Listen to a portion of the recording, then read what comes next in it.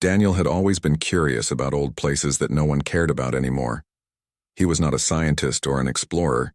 He was just a man who liked to walk into strange ruins and imagine what stories the walls could tell. On that hot afternoon, he and his two friends entered a forgotten valley far away from the noise of the city. The ground was dry and broken, and the air was heavy with silence. The valley was known in local tales as the place of the sleeping stone. People said strange lights sometimes came from it during the night, but no one dared to stay long enough to find out. Daniel laughed at such stories and said he wanted to see it with his own eyes after hours of walking. They finally reached the heart of the valley, and there, it stood a tall figure made of stone hidden under shadows and sand. It was a statue unlike anything they had ever seen. The figure looked almost human, but the head was stretched tall and thin. The eyes were too large and the lips were carved into a strange curve. The body of the statue was covered in lines that looked like alien language, some glowing faintly even in the daylight. Daniel stepped closer, brushing away the sand. His friends stayed behind, feeling uneasy. The statue was enormous, its face silent and cold, but there was something about it that felt alive. The way its eyes seemed to follow his every move made him nervous, but also curious. One of his friends called out, telling him not to get too close, that it was dangerous and maybe cursed, but Daniel only smiled and said it was just a rock and nothing more. He looked at the face of the statue. The lips were carved in such a way that it almost looked like they were waiting for a kiss. Daniel laughed and turned to his friends. He said maybe the alien wanted a kiss to wake up like in a fairy tale. His friends shook their heads and told him to stop joking, but Daniel could not resist. He leaned forward, placed his lips against the cold stone and pulled back with a grin. For a moment, nothing happened. He spread his arms as if to say, "See nothing." Then suddenly he felt the ground shake ever so lightly. His friends gasped as a faint light appeared inside the statue's eyes. Daniel froze, his heart pounding. The statue eyelids slowly lifted, stone grinding against stone, until two glowing eyes were staring directly at him. He stumbled back in shock, his laughter gone. His friends ran to his side, whispering in fear. The statue spoke. Its voice was deep and strange. It did not sound like a human voice, but more like many voices speaking as one. It said, "You have doomed your species." The words hung heavy in the air. None of them could breathe. Daniel shook his head, saying it was a trick. Maybe some hidden speaker, but deep down he knew it was real. The statue eyes glowed brighter, its face no longer just stone. It looked alive. The air grew colder around them and the ground rumbled again as if something beneath the earth was waking. Daniel whispered that it was only a joke, that he did not mean anything, but the statue did not answer. Instead, its glowing eyes stared at him with a kind of ancient sadness, as if it already knew the fate of the world. His friends pulled him away, saying they needed to leave. But Daniel kept looking back, unable to move his eyes from the alien figure. The words echoed in his head. "You have doomed your species." He felt as if the whole valley had changed, and no longer empty, no longer forgotten, but alive with something watching, them something waiting, as they ran out of the valley. The silence was broken only by the sound of their footsteps and the echo of the alien voice. The air above seemed heavier, as if the sky itself was pressing down on them, and Daniel knew in his heart that nothing would ever be the same again. The valley lay silent behind them, but the echo of the statue's voice followed Daniel and his friends every step they took. No one spoke for a long time, their breaths heavy, their legs weak from both fear and running. Daniel could still feel the cold touch of stone lips on his own, and in his mind he heard the same words again and again.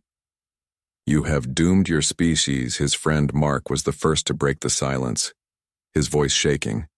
He asked, "What did it mean? What did it want?" Daniel shook his head. He said it was not real, just old technology. Maybe some kind of ancient speaker hidden inside the statue. But even as he said the words, his heart refused to believe them. It had not been a trick. He had seen the eyes open. He had heard the voice like thunder in his bones. They returned to the small village near the valley and told no one what had happened. The villagers already feared the Valley of Sleeping Stone, and if they spoke of glowing eyes and alien voices, no one would believe them, or worse, they might be cast out as cursed for hours. Daniel sat in silence, his hands shaking. remembering the look in the statues. Eyes not anger, not rage, but sorrow, like a warning that was too late to stop. That night Daniel could not sleep. The world outside his window felt strange. The air too heavy, the stars above shining too brightly. He thought he saw movements in the sky, faint flashes of light drifting between the stars, as if something vast was already watching Earth. He told himself it was only his imagination, but deep inside he knew the kiss had awakened something far beyond his understanding. By morning rumors had begun to spread, though none came from Daniel people. In the village spoke of strange lights over the mountains, animals refusing to go near the valley, and a deep vibration felt through the ground at night. Daniel listened with dread, his lips dry, his heart heavy.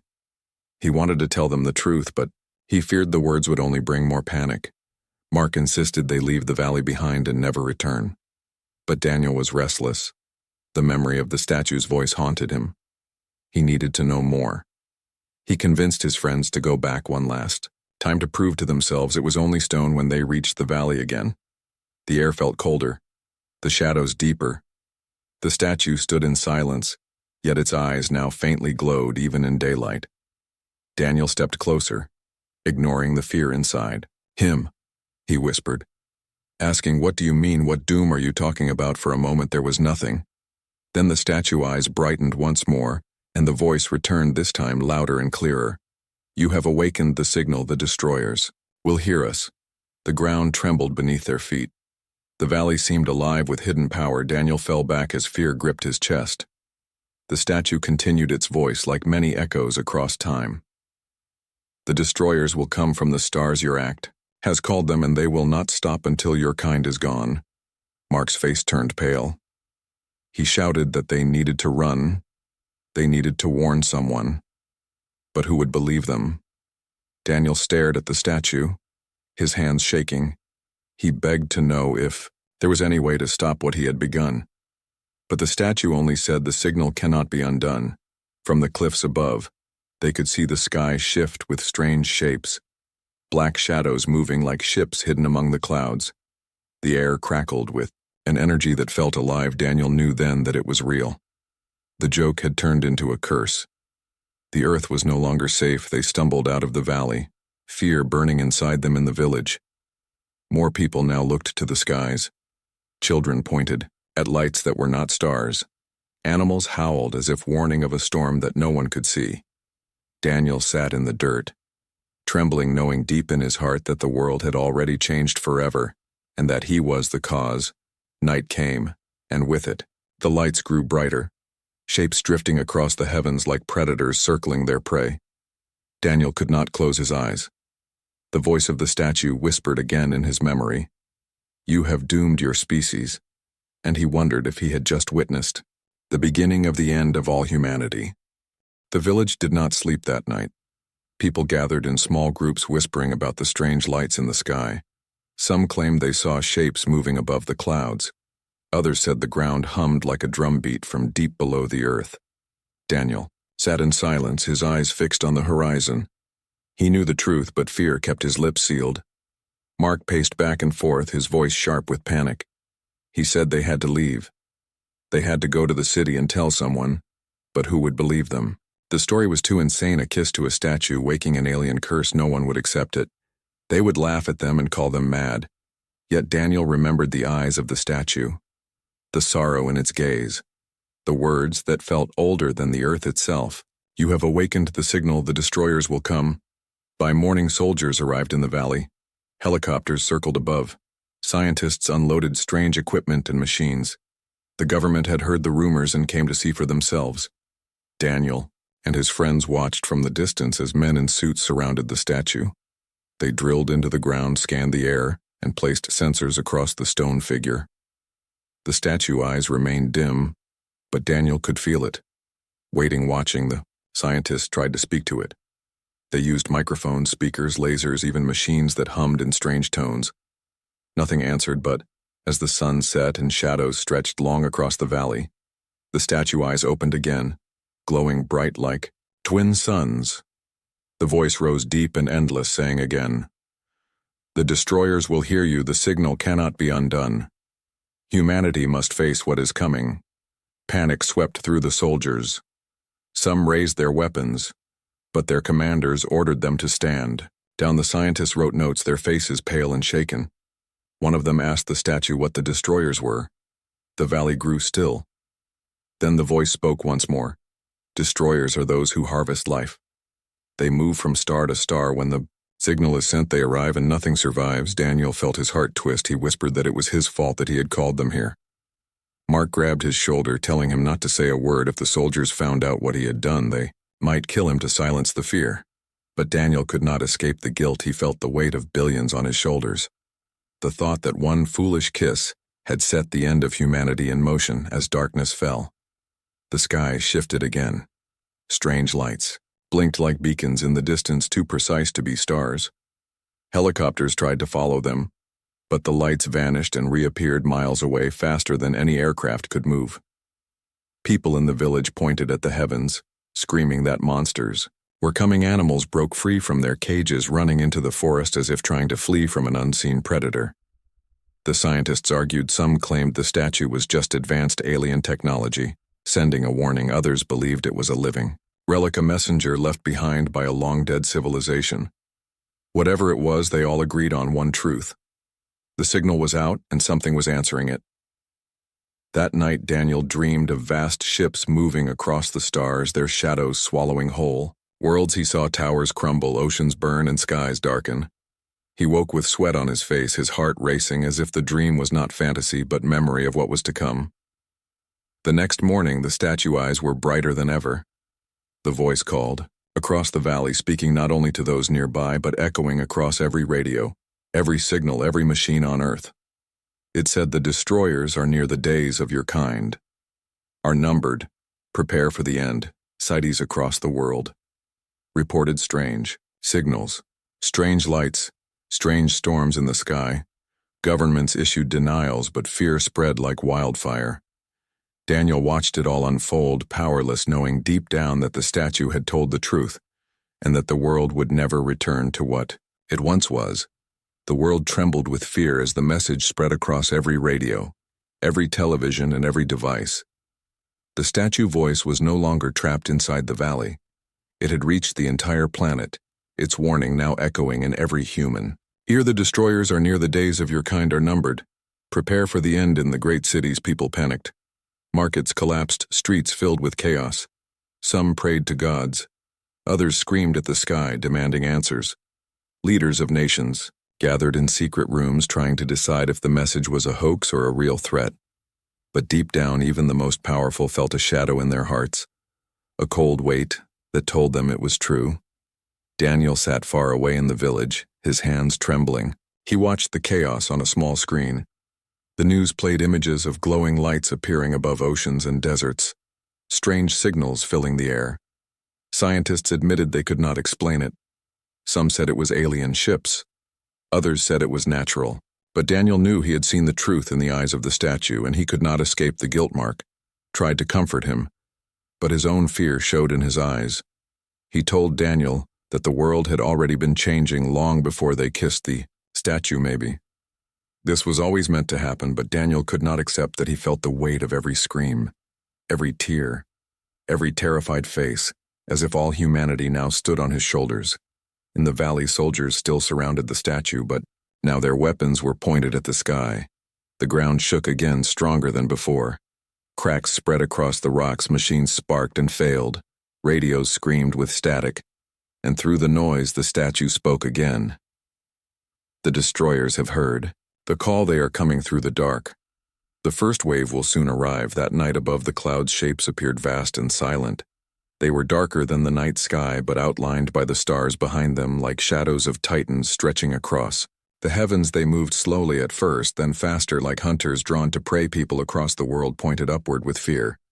Children cried, animals fled. Storms rose in places where the sky had been calm. Daniel watched with his friends from the roof of a small house, his chest heavy with dread. The ships, or whatever they were, had no lights, no signals, only silence and presence, as if the void itself had taken form. Mark whispered that maybe they would pass. Maybe they would not see Earth But deep down they both knew the signal had been too strong. The statue words had been clear: nothing survives. The governments of Earth sent fighter jets, missiles, and weapons into the sky. None of them reached their targets. The shapes simply vanished before the weapons touched them. Reappearing behind the clouds like ghosts, too fast, too powerful, news stations showed the failures live, and the world saw that human weapons meant nothing against what was coming. Daniel could not look away. The vision of his dream returned: ships swallowing oceans, burning cities, shadows crushing entire worlds. He felt his breath shorten. He wondered if he had seen the future, not a dream but a warning placed in his mind by the statue itself. He whispered that humanity was already lost, but still part of him hoped there was a way to fight back in the valley. The statue eyes burned brighter than ever, its voice deeper, its words like thunder. It said, "You will be tested. You will stand, or you will fall. The destroyers are endless, but your kind has always been stubborn. If you fight, you may endure. If you run, you will perish." The words spread across the radios again. People clung to them like a final hope. Some believed it was encouragement. Others believed it was mockery. But for Daniel, the meaning was clear. The doom was real, yet maybe there was a chance, even if small, to resist what was coming. As the night stretched on, more ships appeared above the sky, their shadows covering the stars until only darkness remained. The world held its breath, waiting for the first strike. The silence before the storm, heavier than any sound could ever be. Daniel sat frozen, his eyes fixed on the heavens, knowing the next day would change humanity forever. The morning sky was heavy with shadows. The great shapes above the clouds had not moved all night yet. Their presence was enough to silence entire cities. Daniel stood outside the small house, his eyes locked on the heavens.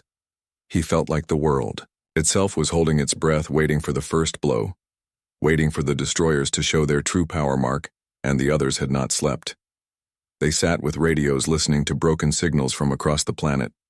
Some stations reported entire fleets of ships seen over oceans, others spoke of black storms where lightning had no sound. Some said whole islands had gone silent. No word, no light, no trace. Daniel heard it all, and his guilt grew deeper. In the valley, the statue eyes glowed brighter than ever. Soldiers surrounded it, but many no longer had the will to stand guard. They looked to the sky instead, their fingers shaking on their weapons, knowing they were useless. Scientists shouted at each other, arguing about what to do. Some said they had to shut down the statue, destroy it before more signals escaped, but others argued it was already too late. The call had gone out, and the destroyers were here. Daniel felt drawn back to the valley, as if the statue itself was pulling him with invisible chains. He told Mark he had to return. Mark begged him not to go, but Daniel said the voice spoke to him that night in dreams, and he could not run from it anymore. They walked together into the valley, the ground shaking beneath their feet, as if the earth itself feared what was coming. The statue turned its gaze upon them when they arrived. Its voice rose deep and unending. "The first wave begins today. They will test your defenses. They will taste your fear. Your species must decide to resist or surrender." Daniel shouted at the figure, asking if there was any way to undo what he had done. The statue only answered the signal: "Cannot be undone. The destroyers are eternal." Suddenly the sky ripped open above them. A black shape descended through the clouds, larger than any mountain, its surface shifting like liquid shadow. It made no sound, but the air cracked with pressure. Windows shattered in the village far away. Animals screamed and fled. The soldiers raised their weapons in panic, firing rockets and bullets, but nothing touched the shape. The projectiles vanished into the void of its surface, swallowed like drops of rain into an ocean. The people screamed. Some fell to their knees praying, others ran with nowhere to go. The scientists shouted into radios calling for air support, but nothing came. The great shape continued to descend until it hovered just above the valley, covering the land in darkness. Daniel felt his knees weaken, his chest tight, as if he could not breathe. The presence of the thing pressed down like the weight of a planet. Then a light emerged from the shape, a beam of pale energy that scanned across the ground. It passed over soldiers, who dropped instantly lifeless without a sound, their bodies untouched, but their eyes empty. It passed over machines, shutting them down like toys, their power gone forever. Daniel watched in horror as the beam turned slowly in his direction. He grabbed Mark, pulling him back into the rocks. As the light moved closer, the statue spoke again.